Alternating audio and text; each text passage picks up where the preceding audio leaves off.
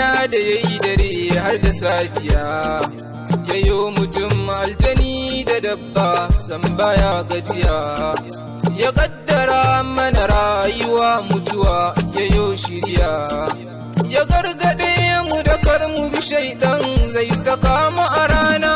Kai ne da fa'ina annabi ba kamar ka guna, shi yayi mana baiwa da annabin da ya sanya mu a hanya, sanadinsa ne muka tsira ga shirka muka zam shirya, muka zam kadai da ubangiji Allah markishiya.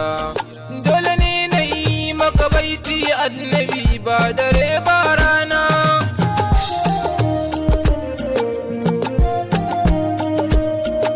Kai ne kadai wanda in na tuna kunci yake tafiya, nishadi na wanzuwa a gare na har cikin zuciya, domin ka zamo mini maganin ciwo na wani zuciya. Kai ne ka cancanta aiwar kanso a haɗa shi da ƙauna. Kai ne da fa'ina annabi ba kamar ka guna, Allahu ya ƙage ka ya fifita ka duka duniya, har ma da lahira babu kamar ka sayyidul anbiya. Tilas mu so ka mu bi ka ma'aiki dan mu zam shirya, wanda duk ya so ka ya bi ka ma'aiki babu shi ba kuna.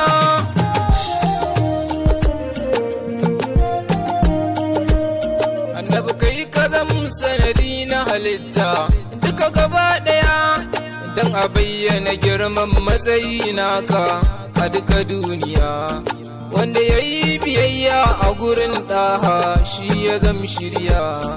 Lahira kwa shi ne dai ya rabauta inuwa zai zauna.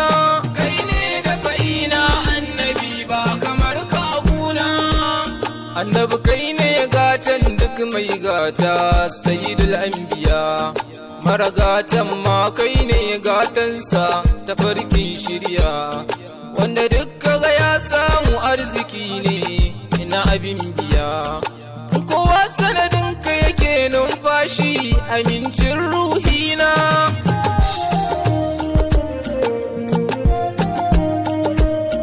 Ya Rasulallahi gani gaban ka ina ta yi mabara, ya Habiballahi bani da komai bani kairin luwara, kyautar da kake min kara min ya Abu Zahra, sannan ka kira ni na zo har rauda kabarin ka mu gana. Kai ne da fa'ina annabi ba kamar ka guna, Allahu dan girman matsayinka wakin zuciya, ma'ana hammu da gammu cikinta su zam tafiya, da samoji da gani na annabi adan tafiya, zuciya ta bar tuna duk wani sai shi amincin ruhina.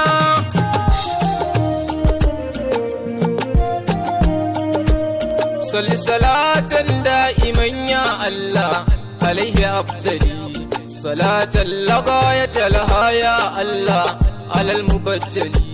Idan salatin a bani dama Allah na gan adali, ran da za na koma saidul kauni ka shafan fuskana. Kai ne da fa'ina annabi ba kamar ka guna, ni waliyu nan ne zan da sa'aya a yaban ka annabi, taimaka ka ce da ni ka karɓa sai na daina jiɗi, harshe na ya warware ya ɗaha sanadin ka nabi, na ta zuba maka baiti saidul kauni ba dare